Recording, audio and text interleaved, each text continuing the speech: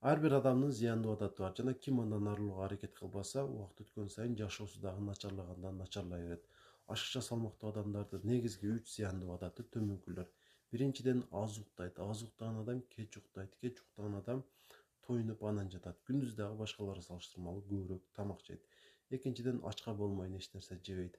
Адам бир күндө 3 жолу тамак жеш керек болсо, ал 2 жолу же 1 жолу жеши мүмкүн, бирок ошол 2 жолу жеген учурда 5 жолу жей турган тамакты жеп алат. Үчүнчүдөн болсо, тамактанган учурда видео көрөт. Видеону мүмкүн болушунча көбүрөөк көрүш үчүн дасторкондогу нерселердин баарын жеп бүтүрөт. Ушул 3 зыяндуу адаттан арылыңыз, мындан ары семирбейсиз, а балким салмагыңызды жоготуу дагы баштайсыз.